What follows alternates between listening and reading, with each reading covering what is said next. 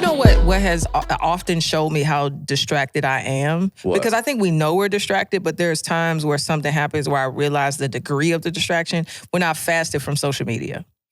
Times when I fasted, it's like an impulse to pick up my phone. Yeah. Or an impulse to click on an app. It's like I didn't even think about it. It's like my hand just was used to it. And I'm like, do I do this all day? Yeah. Where I just impulsively pick up it's just a thing.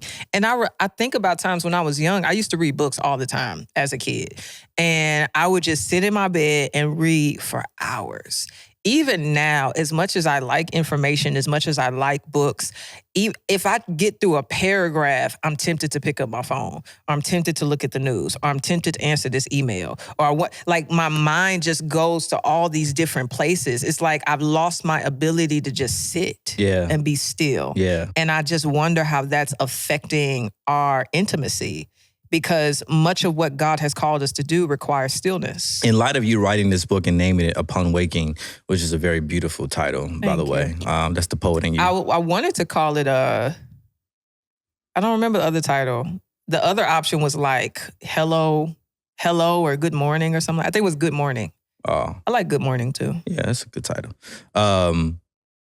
In light of you naming it Upon Waking, how important is it for a Christian to just dedicate their first to the Lord? You tell me.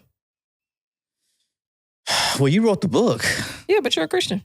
I think it's really important, I think, and I would love for you to answer it after me because, like I said, you wrote the book. But I think it's really important because I think it's good for the Lord to hear your heart.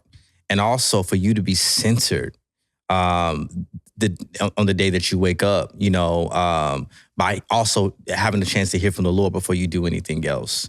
There have been times where I've realized that it was 1, 2, maybe 3 o'clock in the afternoon, and I feel so anxious. Or it's been times where I've texted you about being frustrated, and you was like, "Did you really spend time with the Lord this morning?"